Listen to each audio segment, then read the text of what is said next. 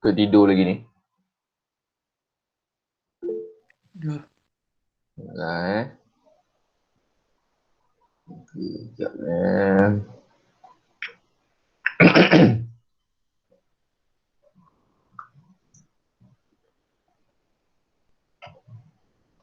Good morning Halish Khairisha.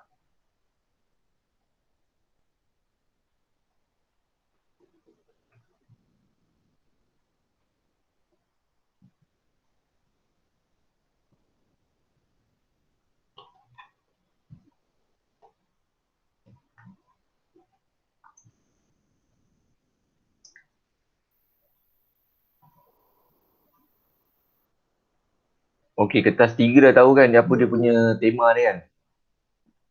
Dah. Tema dia apa? Bab 9. Oh, 9 kata 5 kan? Okey, bahan-bahan ni nanti cikgu akan bagi. Nantilah. Sebab hari ni cikgu nak bincang kata 5 lagi. Tak habis lagi hari tu. Sekejap, saya buka tab dia kejap. Mana buka tab dia?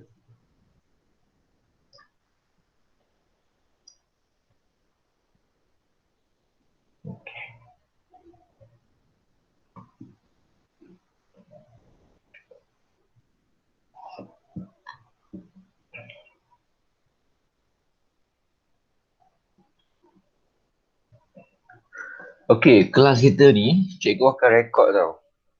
Okey. And then cikgu akan upload dekat YouTube, dekat channel cikgu. So nanti korang boleh ulang tayang lah.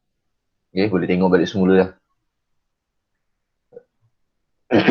Nanti cikgu akan upload, so korang tengok kat situ je lah. Okey, okey, kejap.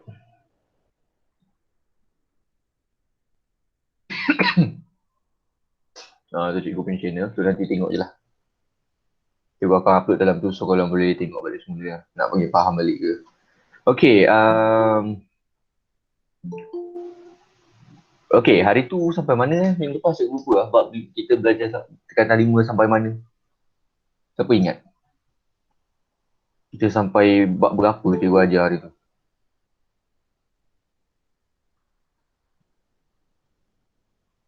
1.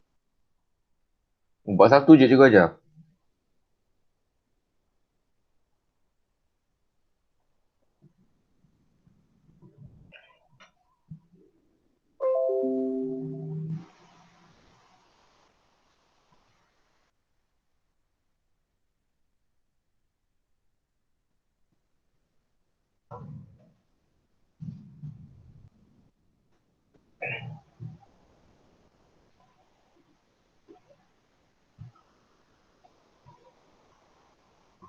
Okey, so kalau macam tu kita pergi dekat sekejap ada orang masuk. Macam mana bagi auto orang masuk ni?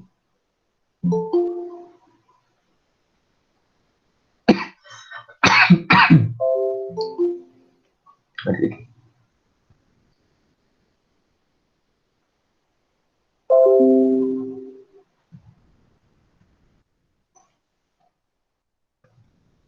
Okey, dia rasa cikgu start kat sini lah. Okey, dekat Kesultanan Melayu Melaka sebelum Portugis datang, sebelum Kuasa Barat datang. Okey, negara kita Melaka dulu Melaka mengamalkan sistem pembesar 4 lipatan. Okey, sistem pembesar 4 lipatan. Jadi bila sistem pembesar 4 lipatan bermaksud dia ada 4 level pembesar, 4 level pembesar. Okey, jadi bila Portugis datang, Portugis telah meruntuhkan ataupun menghancurkan sistem pembesar ini. Sebab apa? Portugis menguasai keseluruhan pentadbiran. Okay? Portugis ni berbeza lah kalau kita nak comparekan dengan British. Okay? British hanya menguasai keseluruhan hanya pada negeri-negeri Melayu bersekutu. Okay? Di negeri-negeri Melayu tidak bersekutu, British tak campur tangan, pembesar masih ada. Okay? Di negeri Selat pun samalah, negeri Selat pun tak ada pembesar juga, kacau. Yang tinggal hanyalah di negeri-negeri Melayu tidak bersekutu saja.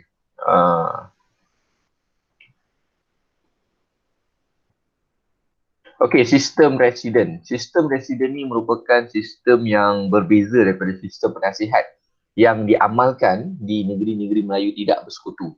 Okey. Di negeri-negeri Melayu bersekutu, British terpaksa ataupun British perlu untuk memperkenalkan satu jawatan yang berpengaruh. Okey, yang dapat mempengaruhi raja. Okay. Dan sistem residen ini bermula di Perak lah. Okay, dia start dulu dengan Perak dulu. Lepas tu barulah negeri-negeri lain dan akhir sekali dipaham lah.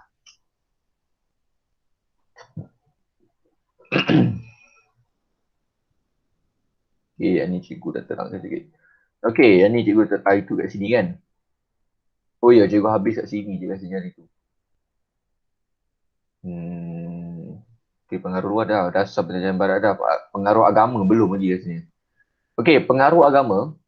Kita kena faham agama juga boleh menjadi faktor. Okay. Agama juga boleh menjadi faktor sesuatu kumpulan masyarakat itu bersatu.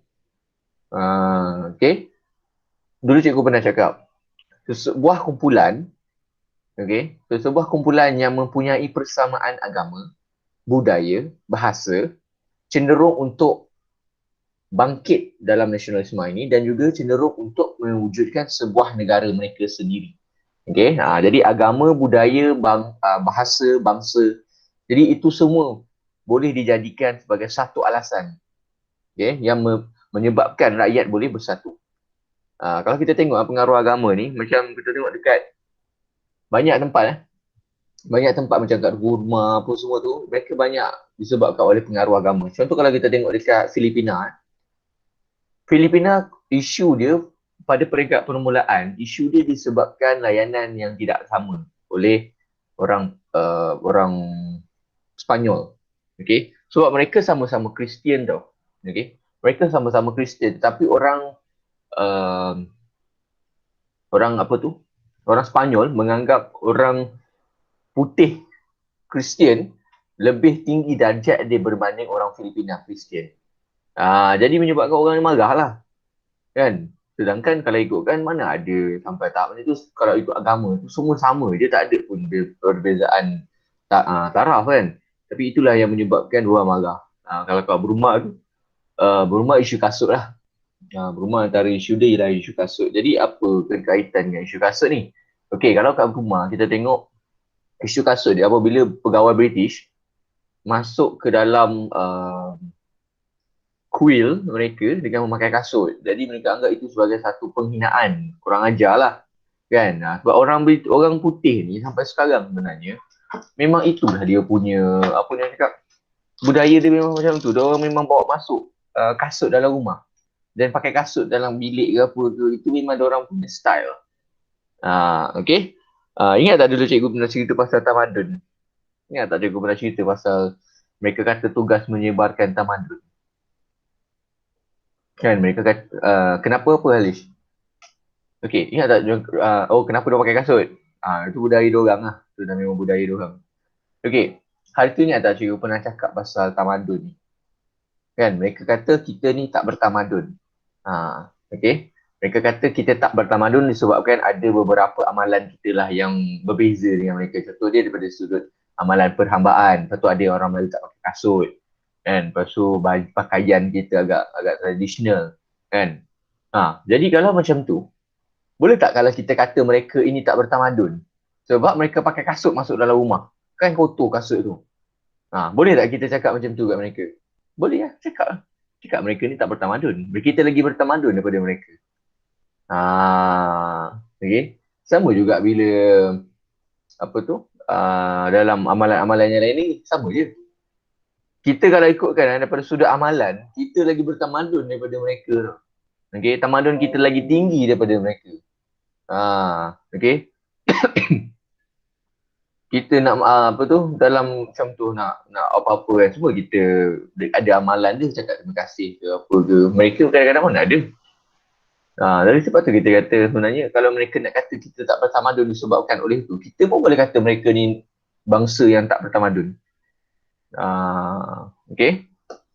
Sebab mereka kalau ikutkan lagi banyak lagi buat perangai ni. Okey. Ini cikgu dah terangkan minggu lepas.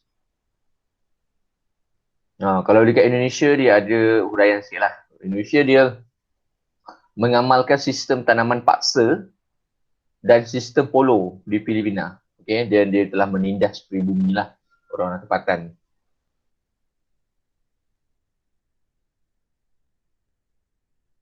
Okay, kalau pasal agama tadi contoh dekat Islah lah. Dia bukan kat tanah Melayu je, dekat Indonesia pun sama. Okay, kalau kat Burma tadi Persatuan Belia Buddha. Ni cikgu dah terangkan dia.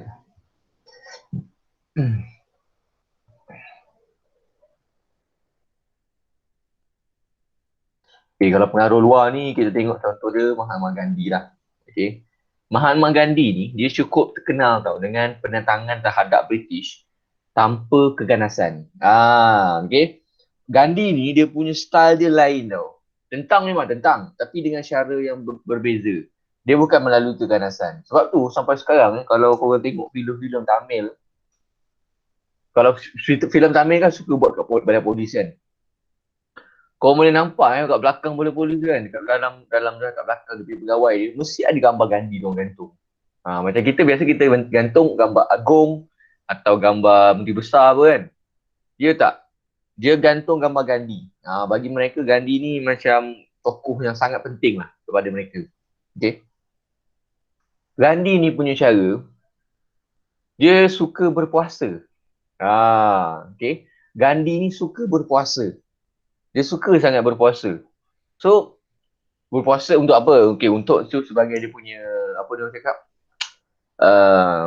cara dia lah. Cara dia untuk bagi orang simpati dengan dia. Okay. Jadi Gandhi ni sebenarnya ada banyak kali lah sebenarnya. Ada banyak kali lah dia buat berpuasa ni. Ada satu kali tu yang dia pernah buat, masa tu masalah pergaduhan dan juga pembunuhan antara orang India Muslim dan juga India Hindu di Kashmir masa tu. Kan Kashmir lah, boleh katakan seluruh India lah. Iaitu sebab tu pemisahan India dan juga Pakistan. Okay? Semasa pemisahan India dan Pakistan tu, ada masalah masa tu. Okay, bergaduh. India dengan Hindu dengan Muslim ni masa dekat sana memang selalu bergaduh. Sampai sekarang pun sebenarnya. Okay? Sebab masa tu pemisahan India dan Pakistan, orang India Muslim berhijrah ke Pakistan masa tu. Okay, dan adalah masalah sikit kat situ lah. Okay. Kemudian, berebut pula Kashmir. Mereka berebut Kashmir. Kashmir ni tempat cantik tau. Pernah tengok Kashmir ni macam mana? Kashmir ni, kalau kamu nak tengok Kashmir ni, ada banyak kali dalam YouTube ada lah Kashmir tu. Okay. Kalau kamu pernah tengok cerita, bukan beras Kashmir. Kalau kamu pernah tengok cerita Bajrangi Bhaijaan, cerita Salman Khan berlakon tu. Pernah tengok Bajrangi Bhaijaan. Jadi cerita Bajrangi Bhaijaan tu, dia berlakon dekat Kashmir.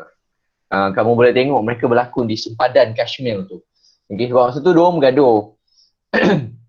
Masa pemisahan India-Pakistan tu, mereka berebut Kashmir. Sebab Kashmir tempat yang cantik. Dua-dua berebut. Last kali apa yang berlaku, British telah memisahkan dua. Separuh Pakistan ambil, separuh India ambil. Itu yang apa yang British terpaksa buat lah. Okay, bagi separuh-separuh. Tapi masa tu bergaduh lah tu sebelum dorang macam tu. Bergaduh-gaduh. And then Gandhi datang ke tempat tu. Dia kata kat orang ramai masa tu, kalau korang terus bergaduh, terus membunuh, aku akan berpuasa sampai korang berhenti. Dia berpuasa macam tu layak dia. Lepas tu dia berpuasa. Hari pertama dia berpuasa, okey lagi, orang masih bergaduh lagi. Hari kedua dia berpuasa, bergaduh lagi. Dah semakin lama orang dah makin kesian dah dekat dia ni. Gandhi ni kan kurus orangnya, tengok gambar tu. Kurus je dia ni. Cengkung je, kecil je orangnya. Dia makin lemah sebab dia berpuasa lagi berapa hari dah dia berpuasa. Orang dah mula kesian. Jadi bila dah kesian, orang dah stop lah. Orang dah stop gaduh dah. Sebab kesian tengok dia, ni kalau gaduh ni mati kan ni. So dia orang suruh stop bergaduh. Itulah antara yang diingati lah. Okay. Okay, kita pergi dekat tahap pertama dan juga tahap kedua dalam nasionalisme. Okay, tahap pertama, lebih kepada Gandhi ni siapa dalam masyarakat? Okey, Gandhi ni dianggap sebagai macam kalau dalam masyarakat India, dekat India sana, Gandhi ni Gandhi ni orang biasa tetapi dia pemimpin lah, dia pemimpin. Okey, dia orang biasa tetapi dia pemimpin. Tapi dia bukanlah golongan Brahmin. Okey, kalau kita tengok dalam struktur masyarakat India, yang paling tinggi biasanya golongan Brahmin. Tetapi Gandhi bukan golongan Brahmin, dia adalah pemimpin. Betul, dia bapa kemerdekaan India. Dia ni adalah pemimpin dalam INC. Okay. Salah satu parti yang ada di India sebelum kemerdekaan India. Sebelum kemerdekaan India, ada dua parti yang besar. Yang pertama ialah INC, Indian National Congress, Kongres Nasional India. Yang kedua ada Liga Muslim. Okay. Pimpinan Ali Jinnah nama dia, lupa dah. Okay, jadi ada dua parti yang besar lah, parti Islam dan juga parti Hindu. Okay. Dan Gandhi ni merupakan salah seorang pemimpin INC juga. Okay. Dan dialah yang telah mengetengahkan idea Satyagraha. Satyagraha ni apa? Satyagraha ni merupakan berpegang teguh kepada kebenaran. Okay. Tetapi tidak menyokong kepada keganasan. Maksudnya perjuangan tanpa keganasan. Walaupun mereka berpegang kepada kebenaran, tetapi jangan sesekali menggunakan keganasan. Maknanya, ya betul. Kita nak tegakkan kebenaran kita tapi jangan sampai membunuh. Itu yang Gandhi cakap dalam Satyagraha. Okay. Okay. Kita pergi kepada tahap yang ada dalam apa nama tadi kita panggil apa? Tahap yang ada dalam nasionalisme ni. Okay. Tahap pertama, jadi dua tahap. Tahap pertama, tahap kedua. Tahap pertama lebih sederhana. Okay. Tidak radikal. Tahap pertama biasanya tidak berorganisasi dan bersifat setempat. Bersifat setempat ni maksudnya berlaku di satu kawasan je. Dia bukan di seluruh negara. Contoh kita lihat macam penentangan Tok Janggut. Dia berlaku di satu kawasan je. Dia tidak berlaku di seluruh Kelantan. Penentangan oleh Dol Said di Naning pun sama. Dia berlaku di Naning je. Dia tidak berlaku menyeluruh. Okay. Itulah perbezaan antara pertama dan juga kedua. Dan juga tahap pertama ni biasanya mereka tidak meminta kebenaran. Mereka tidak meminta kemerdekaan. Mereka hanya minta persamaan taraf. Okay? Hak mereka dikembalikan, itu sahaja. Tetapi mereka tidak minta kemerdekaan. Kemudian disebabkan kegagalan dalam tahap pertama ni, maka muncul pula tahap yang kedua. Tahap kedua ni, bila dah pertama gagal, tahap kedua ni dia lebih radikal tau. Okay? Dia lebih radikal lagi daripada tahap yang kedua ni. Jadi bila dia radikal, dia radikal sebab apa? Dia radikal sebab yang pertama dah gagal lah. Okay, sebab tu dia radikal. Radikalnya apa? Radikal ni merupakan lebih agresif. Okay, dan juga berorganisasi. Kalau tadi tidak berorganisasi, maksudnya tak ada dah siapa ketua, siapa, tak ada.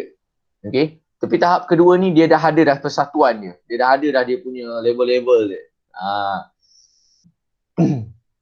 Dan tahap kedua ni biasanya dipimpin oleh golongan yang berpendidikan. Bukanlah orang-orang biasa. Dia dipimpin oleh golongan-golongan berpendidikan.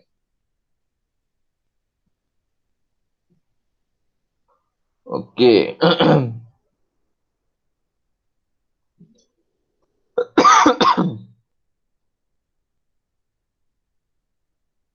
Okey, jadi bila dia dipimpin oleh golongan berpendidikan, mestilah dia punya apa tujuan dia tu lebih jelas. Okey. Kalau pertama tadi, tujuan mereka tidak meminta kemerdekaan. Tetapi pada tahap yang kedua ini, mereka menuntut kemerdekaan.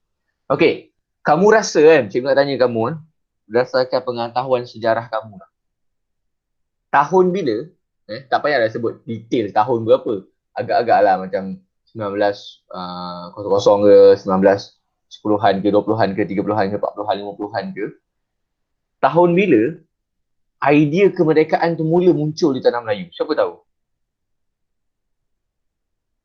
Siapa tahu idea kemerdekaan tu bila muncul dekat tanah Melayu? Bila orang Melayu mula menuntut kemerdekaan?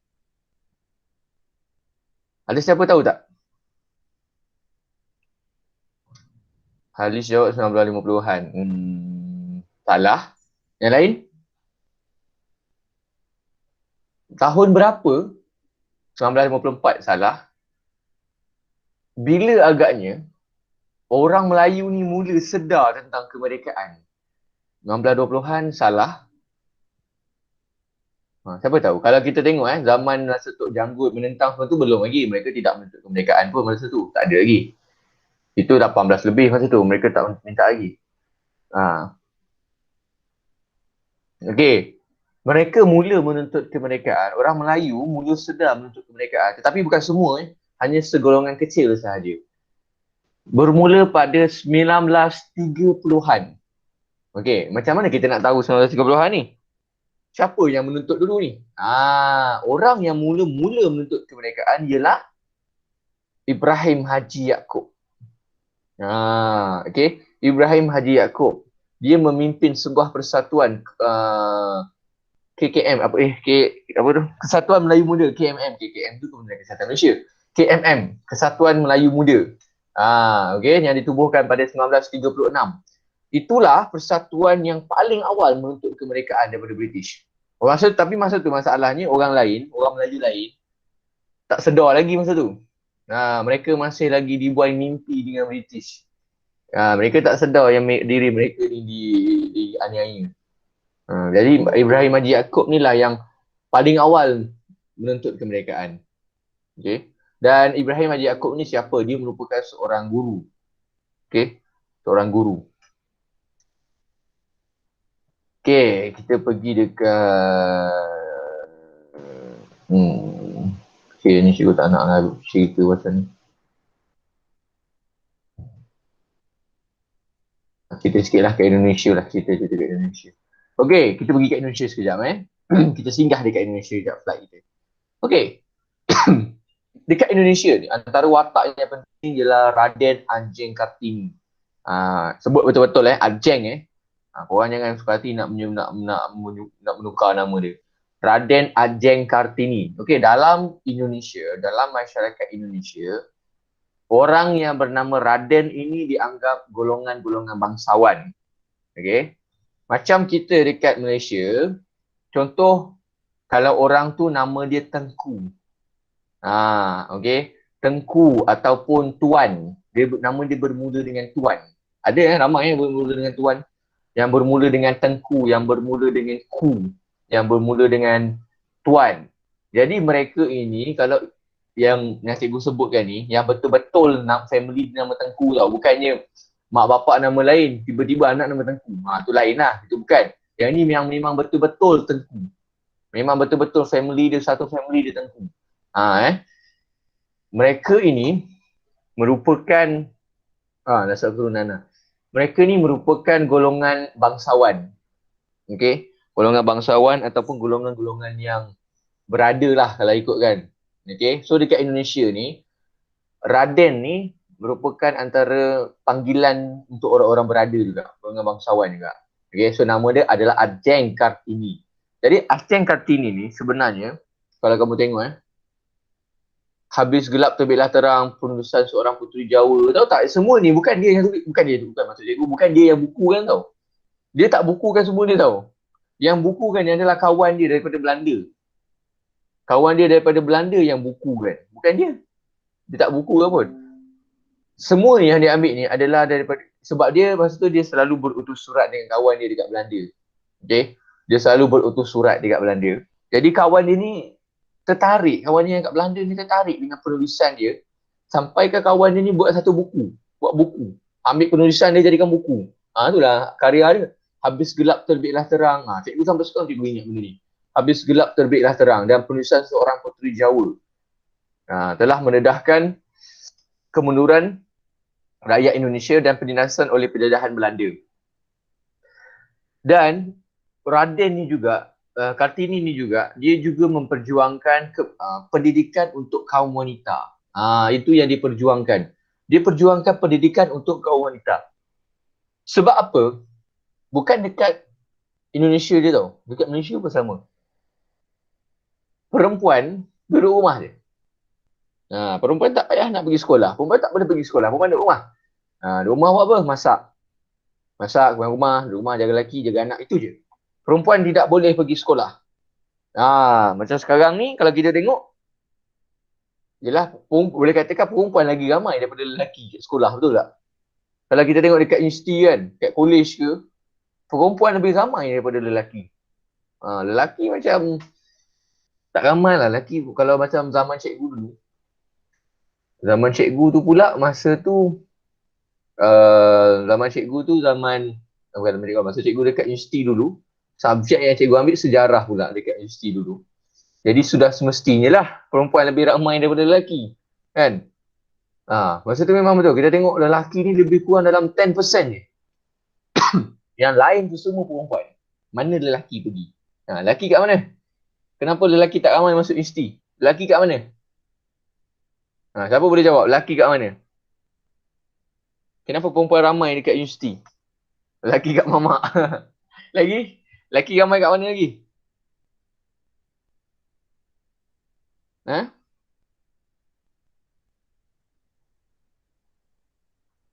Kerja tolong mak ayah. Allahuakbar. Yelah tu Haikal. Kerja buruh masuk tentera. Kerja terus. Okay. Ni memang tak nafikan lah ada yang bekerja. Okay. Ada yang bekerja. Majukan satu pertanian. Main cucuk jarum. Allah, zikir kat rumah Okay, tak macam ni. Ini apa yang cikgu cakap ni, apa yang cikgu nampak tau. Okay, apa yang cikgu perhatikan. Lelaki, kenapa lelaki tak ramai dekat universiti Salah satunya, betul lelaki ni minat, lelaki lebih kepada kemahiran. Jadi lelaki banyak masuk macam politeknik, okay? Jadi dia banyak masuk kemahiran punya. Perempuan kurang sikit. Sebab perempuan dan lelaki ni berbeza. Perempuan lebih kepada teori. Okay? Lelaki lebih kepada teknikal. Berbeza Teknikal dan juga teori benda yang berbeza. Lelaki lebih suka teknikal, perempuan lebih suka teori. Okay? Itu perbezaan dia. Tapi kalau lelaki ni, selain daripada teknikal ni juga, disebabkan minat teknikal inilah mereka cenderung untuk pergi ke tempat lain. Antaranya apa? Merempit tu. Malam-malam merempit. Tak ada kerja, pergi merempit malam-malam. Banyak. Macam-macam benda diorang buat. Ada yang merempit lah, yang lepak mamak tu satu hal lah. Okay, tapi yang lepak mamak tu cikgu terasa jugalah. Sebab cikgu suka lepak mamak juga dulu masa zaman sekolah dulu. Cikgu suka melempak mamak. Kan? Tapi tak adalah, tak berguna. Okay, so itulah masalah yang berlaku. Okay, terbalik pula, dunia dah terbalik. Dulu semua berebut nak pergi sekolah. Okay, perempuan yang tak dapat peluang pergi sekolah. Bila zaman sekarang ni, semua dah ada peluang sama rata untuk pergi sekolah. Lelaki pula yang tak nak pergi sekolah. Okay. Biasa kalau kita tengok kes-kes ponteng ni biasa lelaki kalau kat sekolah. Perempuan ada juga, tapi itu pun kalau cikgu jumpa pun yang perempuan masalah ni pun biasanya memang dia ada masalah lah maksudnya. Maksudnya mungkin pelajar itu bermasalah ataupun dia ada masalah. Okay. Itulah masalah pendidikan kita. Okay.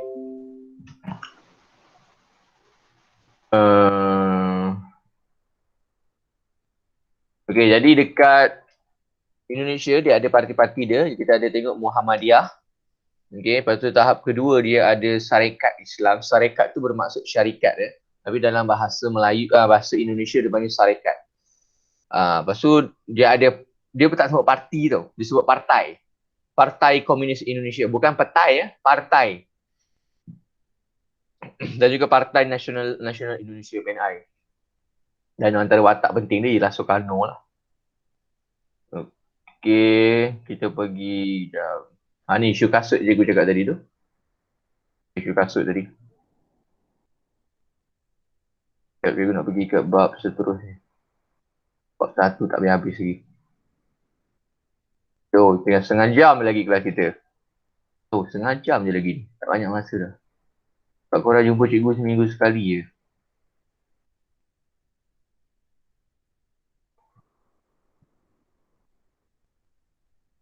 Okey, yang perjuangan pemimpin tempatannya korang baca sendirilah Ini dah banyak kali belajar kan. Tengok nak pergi dekat perang.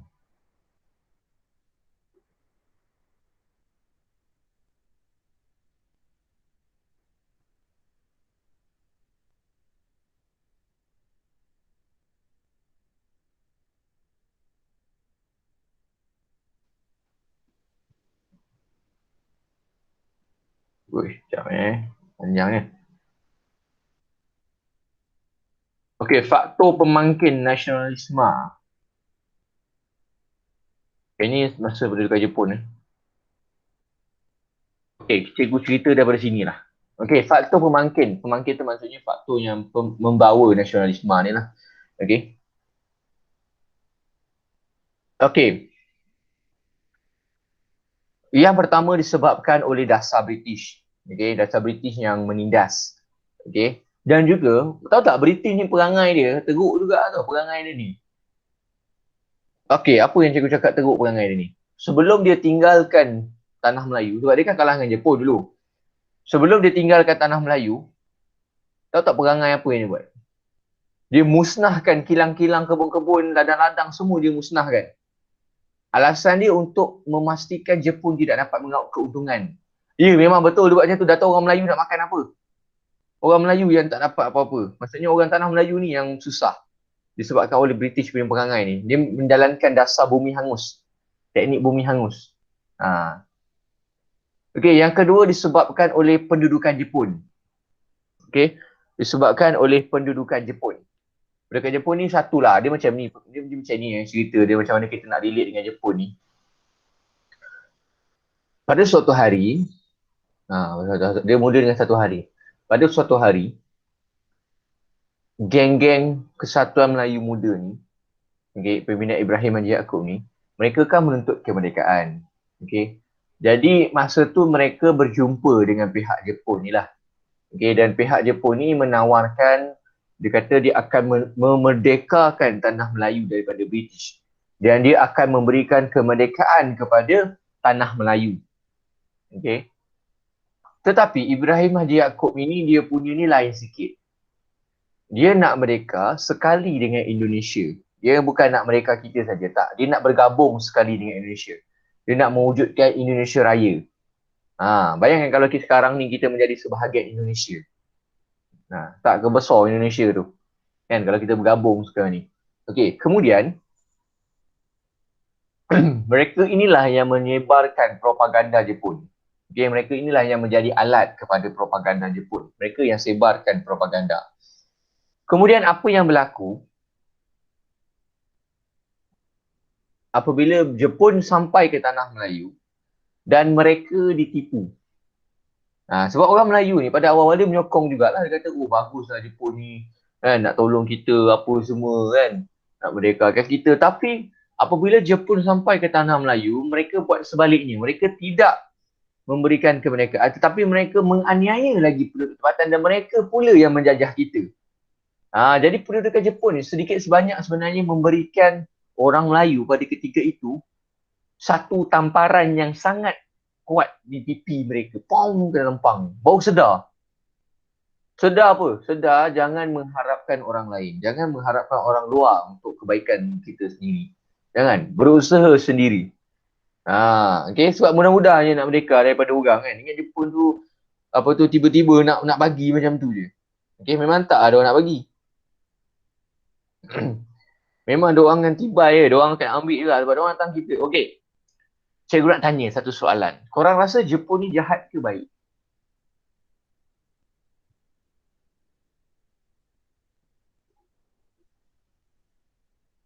Baik. Lagi? Jahat. Separuh-separuh. Dua-dua. Jawapan selamat tu separuh-separuh. Dua-dua. Okay. Suara cikgu slow ke? Yang lain suara cikgu slow ke? Cikgu rasa kuat lah suara cikgu ni. Kuat kan suara cikgu kan? Mungkin awak punya speaker tu. Cuba kuatkan sikit. Cuba kuatkan sikit dia punya ni. Okay. Yang cikgu tanya Jepun baik jahat ni adalah Jepun pada waktu itu bukan Jepun pada waktu sekarang. Okey, kamu tahu tak, Jepun zaman dulu, zaman dia serang tanah Melayu dulu, mereka ni sebenarnya orangnya baik-baik. Okey. Yang jahat ni siapa? Yang jahat ni ialah tentera mereka. Okey. Tentera mereka ini terpengaruh dengan idea-idea yang ganas-ganas. Tentera mereka, pihak tentera sahaja, bukannya orang Jepun. Memanglah tentera tu orang Jepun. Tapi orang-orang biasa tak ada masalah pun, orang baik je. Cuma masalahnya ialah tentera Jepun sahaja masalah. Dia sama macam ni lah. Sama macam apa nama tu? Sama macam Israel. Okay. Di Israel, yang jahat bukannya orang Israel yang jahat. Bukannya orang negara Israel. Korang kena tahu bahawa dalam negara Israel pun ada orang Islam juga dalam tu. Okay. Dan juga pemegang-pemegang Yahudi Ortodoks. Yahudi-Yahudi yang betul-betul Yahudi. Mereka tidak menyokong apa yang kerajaan mereka buat. Okay. Mereka tidak menyokong apa yang tindakan kerajaan mereka membunuh orang-orang Palestin. Orang Yahudi betul, mereka tak sokong. Okay. Jadi sekarang ni siapa yang jahat? Tentera mereka. Sebab tentera mereka terpengaruh dengan Zionis. Samalah macam cerita Jepun ni. Okay. Okay, kemudiannya. Ortodoks apa? Ortodoks tu maksudnya pemikiran yang asli atau pemikiran yang lama. Maksudnya kalau Yahudi... so sangat suara. Sangat sangkut? Sekarang okey tak? Sangkut-sangkut lagi tak? Tak sangkut. Tak sangkut dah okey Masih slow. Cuba tak pakai mic ke? Pakai? Oh, suara kuat je. Semua cakap kuat. Cikgu dah dekat gila dengan cikgu punya mic ni. Nampak tak cikgu telan mic dengar? Okey. Cikgu dah jerit ni tau. Suara cikgu dah kuat ni. Tu kalau cikgu rasa jiran cikgu pun boleh dengar cikgu punya suara. Okey. Kat mana kita tadi? Pasal apa tadi? Pasal Jepun tadi. Patutlah. Line slow ni, tak apa speaker slow ke apa ke. Pak cikgu rasa kuat dah suara cikgu ni. Ortodoks tadi. Okey, ortodoks ni maksud dia pemikiran yang lama. Okey.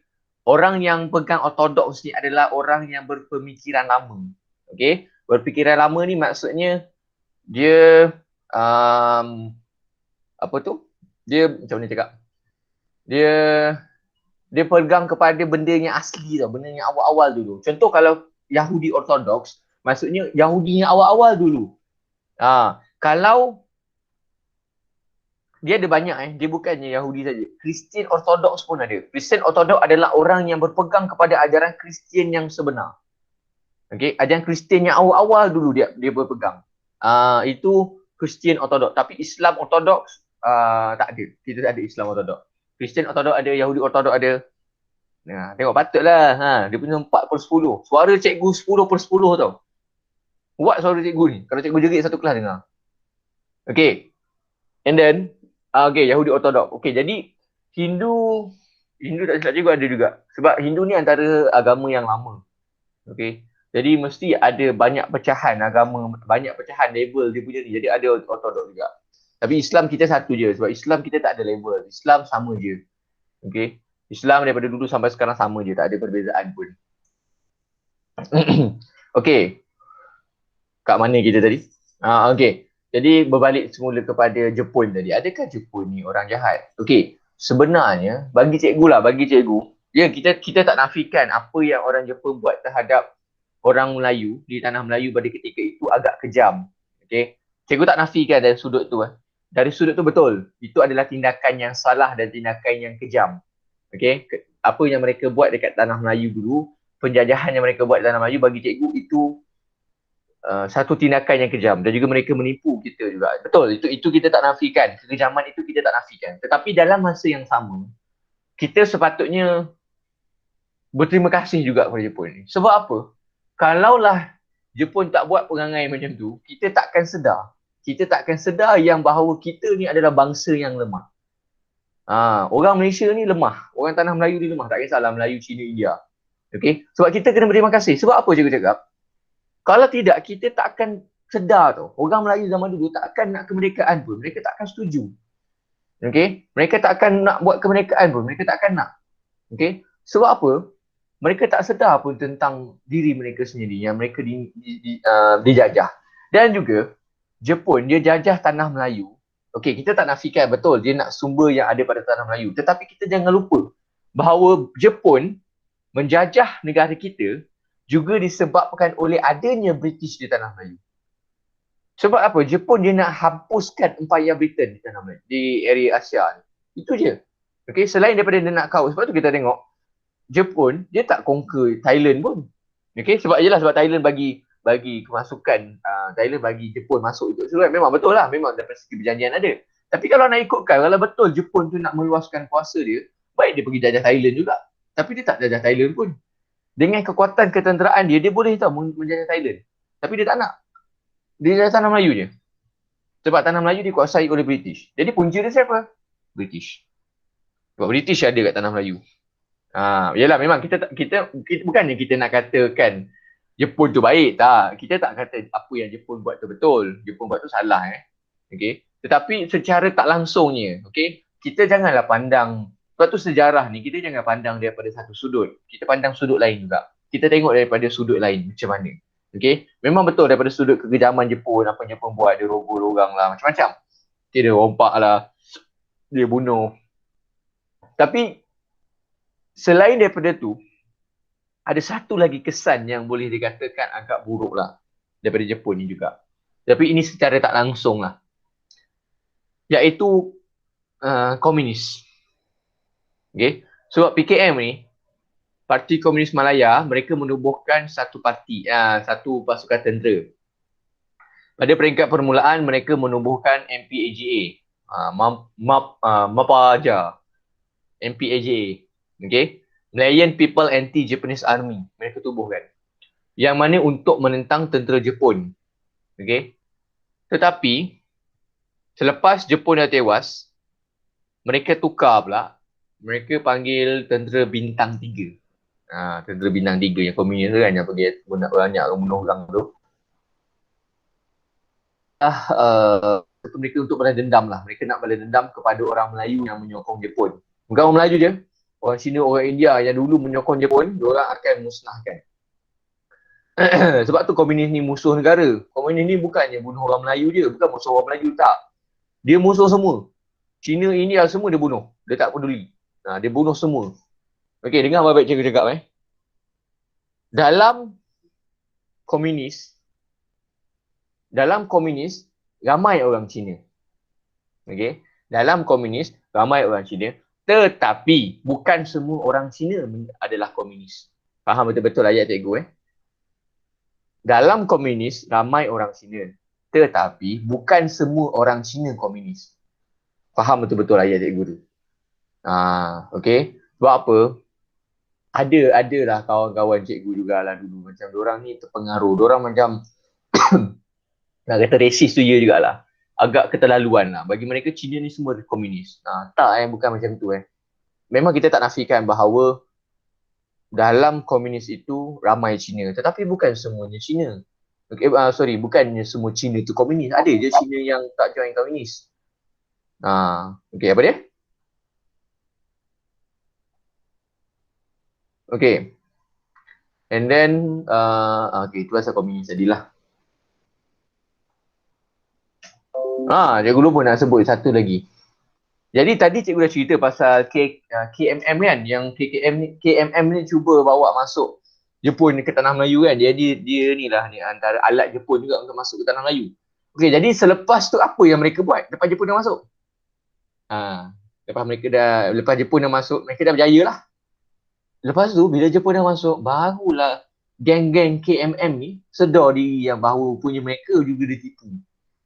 Mereka kena kencing je dengan Jepun ni. Kena tipu je. Lepas tu apa yang mereka buat? Bila mereka dah kena tipu. Bila dah kena tipu, mereka bila mereka dah sedar diri mereka kena tipu. Okey, dalam masa yang sama, mereka menyokong Jepun. Okey. KMM, Kesatuan Melayu Muda. KMM. Okey. Kesatuan Melayu Muda, pimpinan Ibrahim Haji Yaakob. Mereka menyokong Jepun, mereka tolong Jepun. Tetapi dalam masa yang sama, mereka juga menentang Jepun. Mereka ni macam double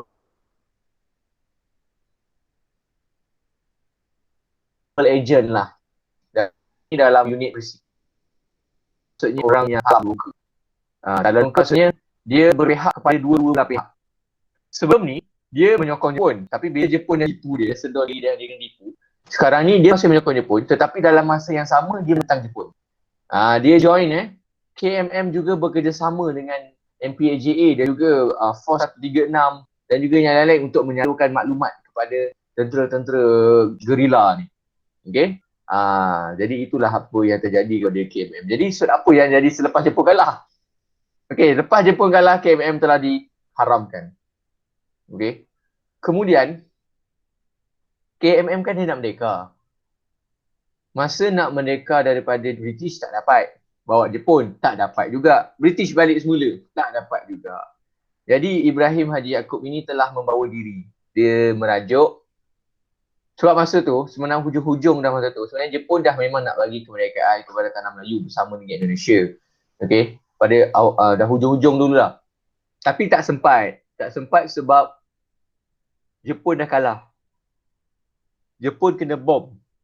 Okay. Sebab itulah tak sempat. Cikgu rasa kalau sempat mungkin sekarang ni kita sekali dengan Indonesia. Mungkin sekarang ni kita bergabung dengan Indonesia sekarang ni kalau sempat. Sebab kalau ikutkan hari tu memang Jepun dah setuju untuk memberikan kemerdekaan kepada tanah Melayu dan juga Indonesia serentak. Yang dipanggil sebagai Indonesia Raya. Tapi yalah nasib baik tak sempat. Tak sempat pun nak nak dimerdekakan sebab tak kalah. Okay, jadi Ibrahim Haji Yaakob telah merajuk dan kecewa dan akhirnya membawa diri ke Indonesia. Sebab apa? Ibrahim Haji Yaakob ni dia sangat terpengaruh tau dengan idea-idea daripada Indonesia. Okay, sebab itulah dia nak bergabung dengan Indonesia. Okay, dia banyak terpengaruh dengan Indonesia. Okay. Penguasaan Parti Komunis Malaya. Okay, tadi cikgu dah cakap. Dia ni muncul disebabkan dendam. Muncul disebabkan rasa tidak puas hati kepada orang yang menyokong Jepun. Jadi mereka telah menyerang balai polis, mereka bunuh ramai orang mereka bunuh.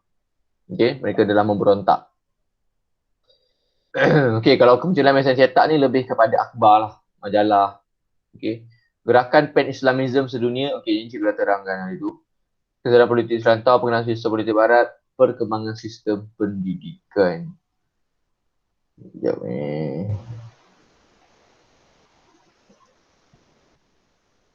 Nampak tak tu? Tentera Jepun, macam mana zalimnya mereka dulu. Mereka membunuh orang Melayu dan juga semua orang yang ada. Okey, kita pergi kepada gerakan Islah. Gerakan Islah ini yang terkenal di tanah Melayu ialah Syekh Tahir Jalaluddin dan juga Syed Syekh Al-Hadi. Okey, ada dua tokoh yang penting lah yang kau dah kena ingat. Jadi ada tiga lah.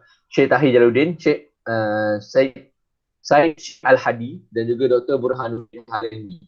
Okey. Gerakan Islah ini kita boleh panggil dia juga sebagai kaum muda. Okey. Mereka ini ialah kaum muda. Kaum muda ni ada masalah dengan kaum tua. Okey. Kaum muda ni bukannya sebab dia orang muda. Tak. Kaum muda ni bermaksud dia memegang idea baru. Okey. Idea baru bukan idea baru apa pun. Semua pembaharuan lah apa yang dia buat. Kaum tua, mereka betul cara pemikiran. Kaum tua, mereka lebih fokus kepada akhirat. Okay. Kaum tua lebih fokus kepada akhirat. Amalan-amalan mereka lebih kepada akhirat. Mereka tak kejar dunia. Mereka tak nak kejar dunia. Okay. Sedangkan dalam Islam sendiri pun mengatakan wajib untuk mencapai kemajuan. Okay. Sebab tu dalam azan kita pun ada je disebut marilah mencapai kemajuan kan. Betul. Betul Daniel. Sebab Syekh Tahir Jalaluddin tu macam yang saya cakap tu bukannya muda-muda lagi, tua juga ada orang tu. Dalam kaum tua pun bukannya semua orang tua. Tak, dia maksud dia pemikiran. Pemikiran yang tua dan juga pemikiran yang muda maksud dia. Pemikiran yang baru dan pemikiran yang lama. Jadi mereka ini sebenarnya membawa yang kaum tua ni tadi. Mereka kata dunia ni sementara je. Fokus kepada akhirat. Tetapi kalau betul macam tu, dah tu baik tak payah minta kemerdekaan. Biar je. Kemerdekaan tu kan sementara je. Kemerdekaan itu kan dunia. Faham tak? Jadi mereka ini membawa kaum muda ni membawa maksud apa tadi? Membawa idea baru, idea yang segar sikit. Dia kata, aduh, tersabut tak. Okey. Kaum muda ni dia kata kita kena kejar dunia juga. Kita bukan kejar akhirat saja. Okey, ya memang betul kita kejar akhirat, tapi dalam kita kejar dunia dalam masa yang sama kita kejar akhirat sekali. Bukannya kita tinggalkan akhirat, tak. Kita bawa dua-dua sekali. Cuma betul lah, cikgu tak nafikan apa yang kaum tua tu kata betul.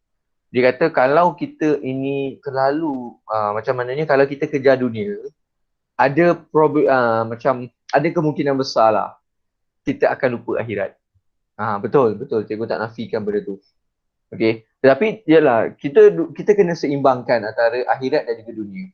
Okey. Dan kaum tua ini merupakan penasihat orang yang rapat dengan sultan-sultan.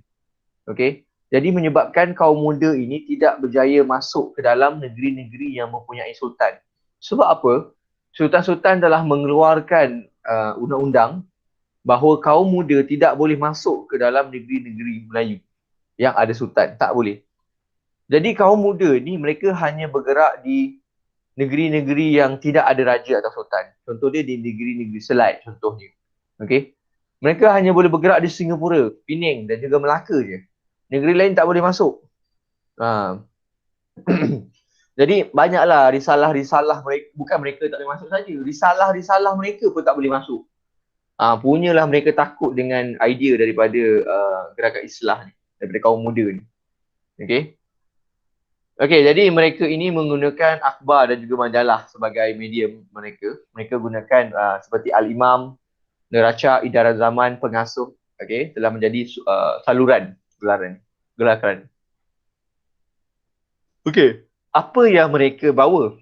Idea mereka. Yang pertama, menjana ajaran Islam dari sudut kemajuan dunia. Maksudnya kata kita nak Islam kita ni, kita nak meningkatkan Islam kita ni dari sudut kemajuan dunia.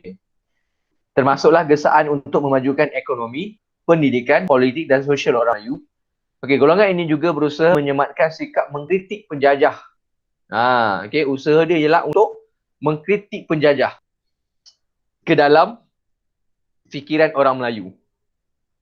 Sebab apa? Masa ni orang-orang Melayu ni terlalu selesa dengan British. Jadi mereka anggap macam British ni macam tuan di tanah mereka sendiri. Mereka biar je apa yang British buat. Jadi sekarang ni, dan juga mereka ni terlalu mengagungkan British sebenarnya. Okay, mereka terlalu mengagungkan British. Jadi, Jadi mereka, gerakan Islah ni. Jadi gerakan Islah ni, mereka nak supaya orang Melayu ni kritik juga British. Kritik British ni, jangan tak kritik. Sebab British ni pun banyak buat salah. Okay, sebab golongan-golongan gerakan Islah ni bukan orang biasa. Mereka ni merupakan antara orang yang terpelajar, mempunyai pendidikan tinggi dalam bidang Islam lah. Aliran Islam. Tetapi mereka ni antara orang yang berpendidikan tinggi, bukan orang-orang biasa. Nampak dia tanya, bukanlah kita jumlahkan daripada pelajar-pelajar yang katakan menuntut ilmu Allah sebagaimana di pondok-pondok dan di surau atau di serambi-serambi masjid itu, tapi yang kita maksudkan iaitu pelajaran-pelajaran yang sebenar-benarnya. Islam menuntut dan memahamkan hukum hakam dan pengetahuan-pengetahuan adab dan ketukangan, kepandaian di dalam perusahaan perniagaan dan pergaulan hidup serta ubat-ubatan juga sebagaimana yang dikenali daripada tawarikh-tawarikh dan kitab-kitab pengetahuan Islam ini semenjak kezahirannya lagi, di mana pimpinan yang dibenarkan oleh otoritas agama yang sebenar-benar dahulu dan sekarang. Faham tak apa dia cakap? Maksud dia bukannya maksud dia ilmu-ilmu yang macam yang belajar pondok tu bukan. Maksud dia ilmu-ilmu yang dunia ni juga maksud dia. Macam sains ke, geografi ke, pertukangan ke. Inilah maksud dia kata kalaulah betul kan, kalaulah betul Islam ni suruh kita kejar akhirat dia. Dah tu yang keluarnya tokoh-tokoh macam Ibn Sina kan, Ibn Sina, lepas tu Al-Khawarizm, apa lagi? Ibn Baituta. Itu semua tu apa benda? Adakah mereka melupakan dunia? Kan? Jadi sebab itulah gerakan Islah ni berdebat banyak kali dah dengan kaum tua. Okey, untuk membenarkan mereka masuk. Okey. Kemudian dah pukul 11 dah. Tadi cikgu dah cerita dah. Suara cikgu pun dah nak habis dah. Ada soalan nak tanya apa-apa?